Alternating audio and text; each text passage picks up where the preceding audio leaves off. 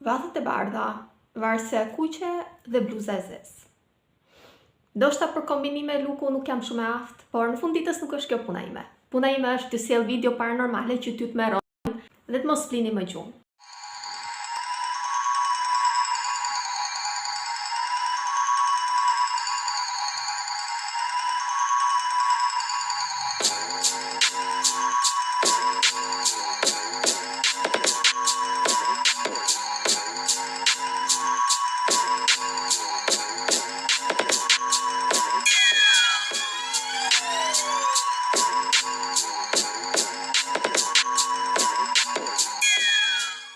Hej,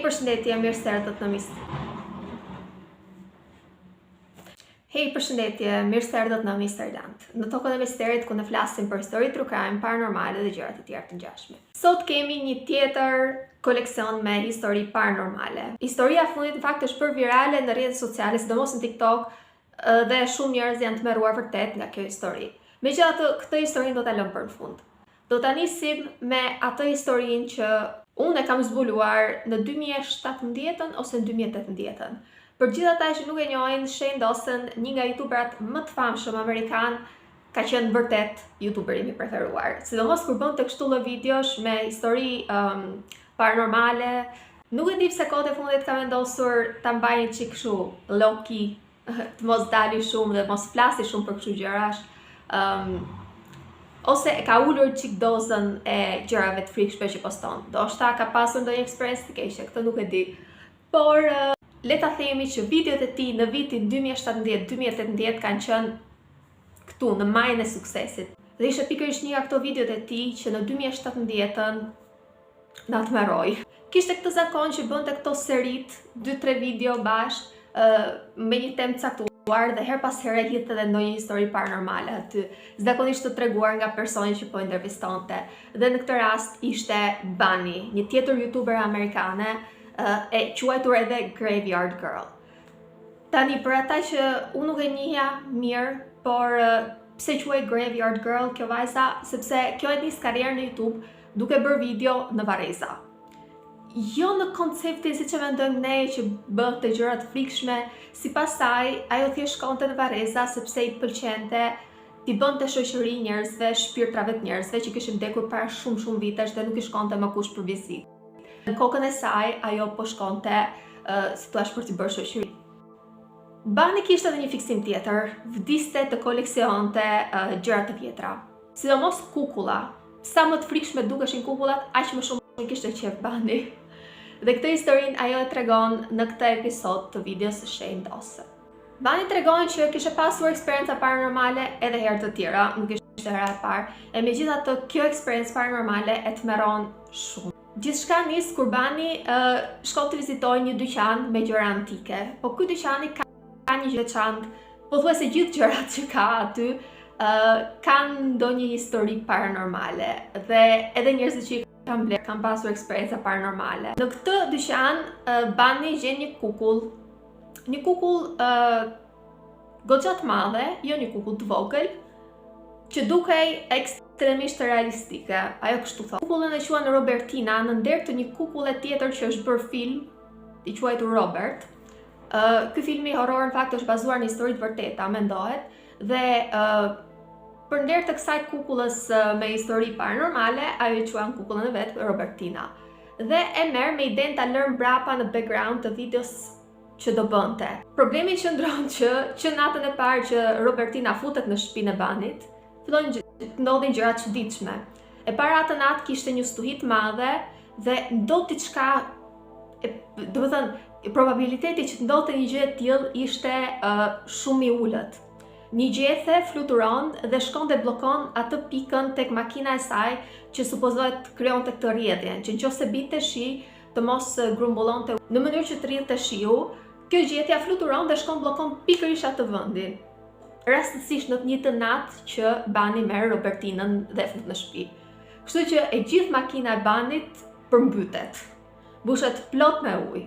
Përveç kësaj, fillon të ketë dhe probleme me familjen. Ajo tregon që ka një marrëdhënie shumë të mirë me familjen e saj dhe nga hiçi fillojnë të zihen për gjëra koti. Ndodhte ndonjëherë që të zgjohen mes natës dhe të spriste në kuzhinë për të pirë ujë dhe Robertina e kishte lënë aty në dhomën e ndenjës dhe i duke sikur Robertina fillon të lëvizte. Në këtë pikë Bani kupton se çfarë po ndodh dhe nëse deri në këtë moment nuk ishte dhe aq i friksuar, imagjinojeni gjendni një situatë tillë dhe të kuptoni që ajo kukulla që keni marrë ju është ka diçka vërdall, ka ndonjë efekt negativ. Dhe në momentin që e kupton, duhet të jetë të mëshme që të kesh kontakt me këtë objektin, do të merrohesh. Kështu që Bani e merr dal nga dal, e mbyll. Dhe në momentin që ndron shtëpi pastaj, vendos ta kthej tek dyqani. Tek i njëjti dyqan ku e kishin paralajmëruar, shiko se e ke menduar mirë që do ta marrësh të kukullën? Dhe kjo kishte thënë, po, unë i kam qef kukullat, edhe këto gjërat që janë kështu përndjekura i kam qef, sepse sipas Banit, nuk i qofse është shumë në realitet, po sipas Banit, edhe i qofse një objekt i joti ka energji ndonjë shpirti, në momentin që ti e trajton me respekt, në pjesën më të madhe të rasteve nuk ndodh asgjë e keqe. Problemi është nga ditë ti se çfarë nuk kupton shpirtin me mungesë respekti. Ku mund ta dish ti një gjë të tillë? Dhe kjo historia me kukullën i mëson Banit që të ketë pa kujdes kur sjell objekte të tilla në shtëpi. Në momentin që Bani do ta çojë prapë Robertinën tek dyqani ku e ka marrë, e kontakton një muze i gjërave, objekteve të përndjekura, kështu edhe ofron ta marrë kukullën dhe kjo kukulla tani ndodhet në këtë muze.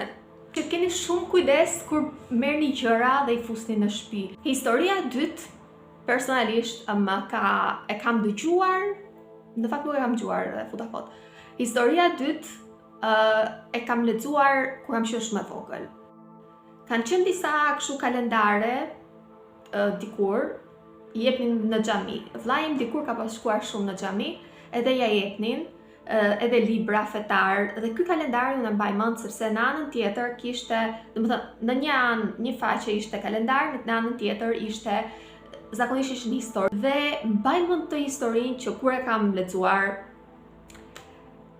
që aty nisi kjo distanca ime me paranormalen, se kuptova që gjërat tilla janë vërtet, mund të ketë vërtet pasoja. Me sa duket është një histori e njohur në botën islame dhe përderisa ishte në këtë kalendar dhe përderisa kaq shumë njerëz e njohin, mendohet të jetë një histori vërtet. Gjithçka nis në një emision nga këto tipiket ku njerëzit i dërgojnë pyetje hoxhallarëve dhe hoxha i shpjegon sipas fesë se si duhet sillet, çfarë duhet bëj. Në këtë emision vjen një telefonat nga një grua e cila tregonte që kishte pasur një jetë normale, por kishte filluar problemet në momentin që kishte shkuar në Mekë. Sapo kishte hyrë në Mekë, nuk kishte arritur të shikonte Ka'ben. Dikush e kishte ndihmuar edhe ta prekte, po asaj i dukej sikur s'po prekte asgjë, nuk arrinte dot ta shikonte. Për gjithë ata që janë besimtar musliman, e dinë që një gjë e tillë është shumë e tmerrshme. Është një sinjal që ka diçka që nuk shkon tek këtij sinjeri. Zakonisht mëkatet falen, sidomos mëkatet e vogla që bëhen pa dashje, që nuk, kur qëllimi mbrapa kësaj nuk është të lëndosh njëri. Por në momentin që ti bën një mëkat që lëndon njerëz të tjerë dhe e bën me dashje, ti e di shumë mirë që kjo gjë që po bën ti do lëndoj dikë tjetër dhe shumë madje, ti shkatroj jetën dhe ti prapë bën atë gjë duke ditur shumë mirë që është gabim dhe që nuk është e drejtë, kjo konsiderohet një mëkat shumë i madh. Nuk është se piva alkool apo ku e di unë, apo vodhe 1 kile speca. Edhe këto nuk janë të mira, apo në sensin që janë gjëra të vogla. Kjo është diçka që i hyn në hak si thua një tjetër të pafajshme. Pra ky është niveli i mëkatit që ti duhet kesh bërë për të mos arritur për të parë Ka'ben. Është një sinjal që Zoti nuk ta fal. Pastaj ne nuk e dim sa fal apo nuk fal Zoti, po le të themi që po ndodhi kjo, bën një dy llogari me veten se ka diçka që nuk shkon. Dhe kjo po tregonte këtë gjë dhe sigurisht që hoxha që po gjonte nga ana tjetër e telefonit, e pyet sepse e kupton që një gjë e tillë ka diçka mbrapa. Dhe e pyet, çfarë është, ke bërë ndonjë gjuna shumë të madh? Dhe ai thot, kam bërë, thot, po nuk e them sepse e di që Zoti nuk ma fal. Dhe hoxha insiston, i thot, Zoti thot fal shumë, Zoti fal shumë gjëra. Mbase është diçka që mund ta rregullosh, mbase mundesh po diun të bësh bamirësi dhe në këtë mënyrë të balancosh si thua të keqen që ke bërë, ose të shkosh ti kërkosh falje personave që ja ke bërë këtë të keqe. Dhe gruaja më në fund hapet dhe tregon se çfarë kishte bërë. Gruaja kishte punuar për pjesën më të madhe të jetës së saj në morg. Kishte punuar dhe me magjistar të cilët i jepnin asaj nuska, si thua, hajmali, dhe kjo në këmbim të parave, sigurisht që merrte para për këtë gjë, i merrte, ja fuste të vdekurve në gojë nuskën dhe ja qepte gojën. Tani pse është kaq e rëndë kjo që ka bërë? E parë një herë një mungesë respekti totale ndaj trupit të një personi që ka ndruar jetë. E dyta, magjia në këtë rast pothuajse nuk do gjendet kurrë.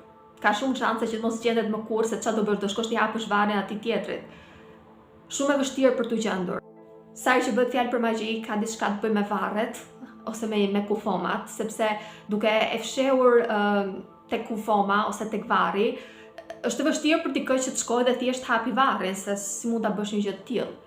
Dhe kjo është edhe më rënd, pra jo thjesht kishte ndihmuar në bërjen e këtyre magjive që kush e di se kujt i kanë shkatruar jetën. Me pak fjalë, kjo grua kishte dhënë kontributin e saj në shkatrimin e shumë jetëve. Në këmbim të lekëve.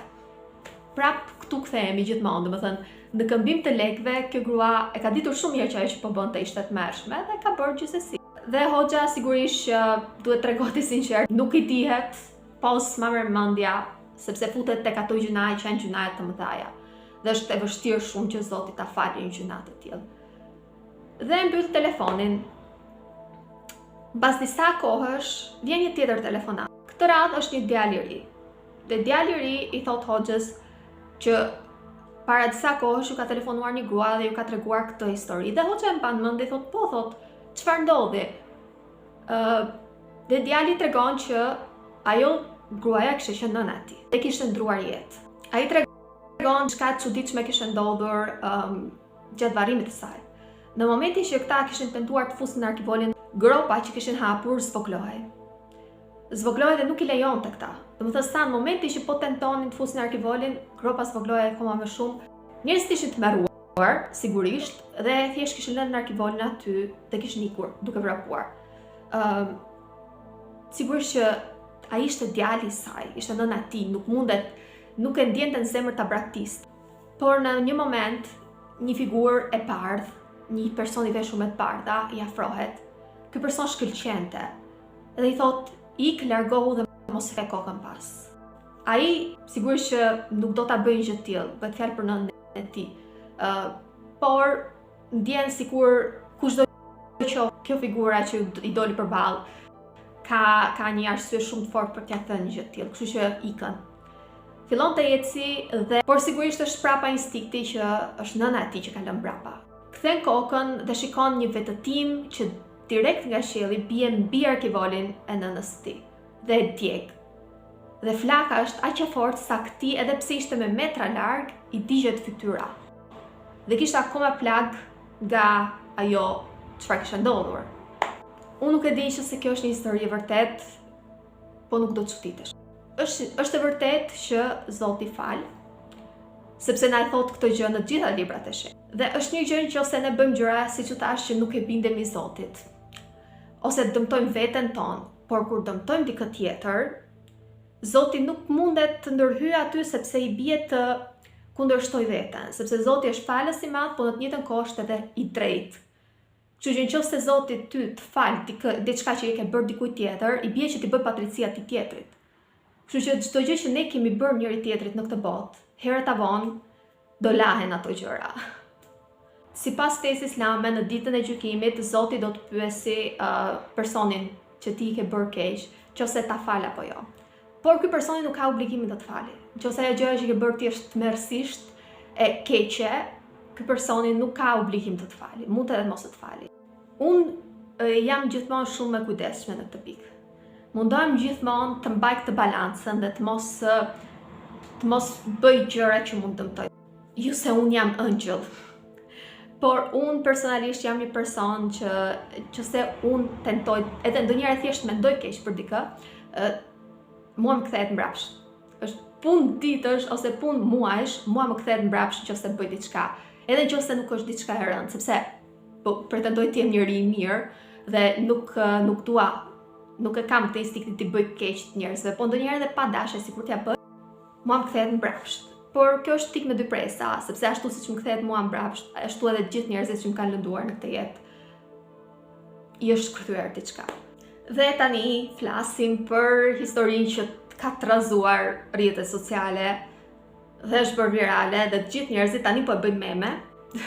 Sepse video në fakt mua më doli rastisht video që kjo vajza kishte bërë për t'i qetësuar njerëzit, duke thënë që njerëz mos e merrni kaq seriozisht, okay, ndodhi, po nuk e mendova që do shkonte kaq virale. Vajza në fjalë quhet Rudina Bala. Dhe nëse emri dhe mbiemri po ju duket i ngjashëm me ato të dikujt tjetër, kërkoj ndjes, unë mendoja që ishte një njëjti person, unë mendoja që kjo vajza ishte Rina, këngëtarja. Por sepse duke parë emrin dhe mbiemrin thash ndoshta Rina e ka emrin e vërtet Rudina dhe ngjajnë, jo, është motra e Rinës. Por përveç se është motra e Rinës, është një vajzë super spontane, e lezetshme dhe më pëlqeu shumë. Dhe thash, okay, do e marr historinë e kësaj vajze dhe do e tregoj te kanali im. Pse jo, le të merrojmë edhe popullin e YouTube-it. Në korrekt pohën 5 vjet që ka ndodhur ky send. Jam kon me një banesë me qira në rrugën Bej. Nuk po të më tregu saktë cila banesë u kon, se tash ajo banesë është e shitme. Jam kon me një shoqe teme, çat banesë, dhe ajo veç kështu ve kemë bujton, nuk po të më përmend emrin se nuk është që kemi ndonjë kontakt tash edhe ndoshta nuk ka qef me ju përmend emrin, ajo ka më e vogël se unë. Edhe nuk e di pse çaja banesë që shkon pika e verës, edhe u bëj tepër ftoftë çat banesë, tepër ftoftë, më thon unë në pikë të verës me qebe resha aty, kur nuk unë zë çaja banesë. Tregon që kishte bërë me dhjetra, letra, duke shkruar ato shënimet, edhe kishte lënë të gjitha mbi tavolinë, dhe shkon të flej bashkë me këtë shoqen e saj. Dhe nga dhoma tjetër ku kishte lënë mbi tavolinë letrat e stilolapsat e lapsat, fillon të dëgjoj zhurmë. Bashkë me shoqen e saj, nuk është se i dëgjonte vetëm kjo. Edhe shoqja e saj dëgjoi zhurma dhe duke sikur binin këto letrat dhe stilolapsat në tokë. Shkojnë të shohin dhe shohin që stilolapsat, letrat janë të gjitha mbi tavolinë, siç i ka lënë. Ama zhurmën dhe kishin dëgjuar. Dhe i duket e çuditshme. Dhe vendosin të shkojnë të flenë. Rudina tregon fakt që te kjo shtëpia ishin shumë, e parë njëherë ishte shumë ftohtë. Edhe mes verës kjo shtëpi ishte ftohtë i madh. Përveç kësaj, këta gjithkohës ishin të përgjumur. Domethënë flinin pothuajse gjatë gjithë kohës, ishin shumë të kputur kështu, pa energji. Ndoshta sepse energjinë po ja thithte dikush tjetër, po gjithsesi Rudina tregon që një natë shkojnë të flenë dhe ajo ishte shumë kështu, kishte nevojë të përqafonte njerëz kur fle, edhe vendosin të flenë bashkë me këtë shoqen e saj dhe ndërkohë që janë të kthyer të dyja me fytyrë nga njëra tjetra, Rudina vëre diçka, i duket sikur shoqja e saj i zgjatet buzëqeshja, fiks si tek filmi Smile.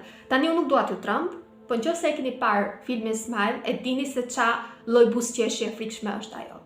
Kështu që nuk do juve foto, po nëse doni ta shikoni, shkoni ta shikoni vetë, kërkojnë në Google filmi Smile. Rudina në këtë moment tmerrohet dhe kthehet nga ana tjetër dhe thot, okay, po luaj nga mend e kokës. Thot, gjitha i stresi, puna, shkolla, kjo, ajo, po luaj nga mend e kokës. Pra fillon të mendoj që gjitha këto janë halucinacione për shkak të stresit tepër. Dhe nga mbrapa fillon të dëgjoj zhurma të tmeshme, zhurma të frikshme, të qeshura, nuk e di, imagjinon një film horror. Dhe në një moment shikon nga dera dhe shikon një figurë të çuditshme, të frikshme. I kom ditë zona të mërshëm, të hull, të frikshëm, të kesh, kaleshin nga koridori, të bojë gjiro në banes tem. Edhe unë dalen edhe këmë thonë, okej, nuk është e vërtet, s'është e vërtet, edhe më ka dy shqyqa dhe isha nuk ka shansa, s'është ndodhë që sen, thjesht, jam ka tutna edhe pej tutës është më kriju që kjo, edhe u qëtësova, me shkur pe qëtë kryt. që ajo kreatura e tmerrshme, domethënë me kry të madh si karikatur, edhe trupin e vogël, edhe ka kqyr qështu te dera, edhe ka kesh, edhe e ka pas ftyrën sikur rrudha, si o zot e tmerrshme, shumë e frekshme brokon, e frekshme temase. Nuk e di, unë as nuk më qyr filma horror, as kur gjo, nuk e di pse janë shfaq ato. Unë as droga kur njëtën tem s'ko marr, as kur gjo hiq.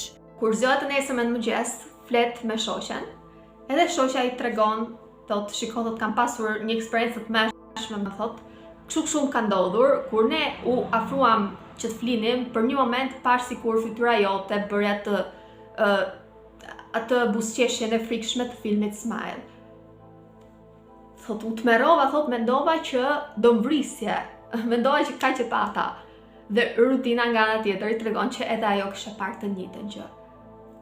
Të dyja vajzat kishin parë të njëjtën gjë. Kështu që rutina bën të pamundurën që në ndonjë shtëpi tjetër dhe t'ikin prej aty. Dhe mbasi ikin marrin vesh diçka. Shtëpia përpara këtyre kishte qenë e një familje që njihej lagje që merrej me magji. Faleminderit rutina që na le pa gjumë edhe sonte. Bëj shaka, nuk është shumë e çuditshme që se ndodhin gjëra. Dihet që nëse në atë shtëpi është praktikuar magjia, ka shumë shanse që krijesat të jenë tashmë të lidhura dhe energjia e tyre të jetë akoma në atë shtëpi. Dhe duke parë që qeraxhin të rinj nuk ishin ata që i kishin thirrur, mund edhe të jenë mërzitur, mund edhe të kenë dashur që këta tiken që ta kenë shtëpinë gjithën për vete. Këto ishin të gjitha historitë e frikshme që kisha përgatitur për ju sot. Të gjithë linkun e videos së rutinës, linkun e videos së shenjtë do i gjeni tek përshkrimi i videos. Kujdesuni për veten, mos u ngatroni me gjërat e paranormales dhe unë do ju pres këtu edhe të premten e ardhshme me një tjetër histori. Ciao.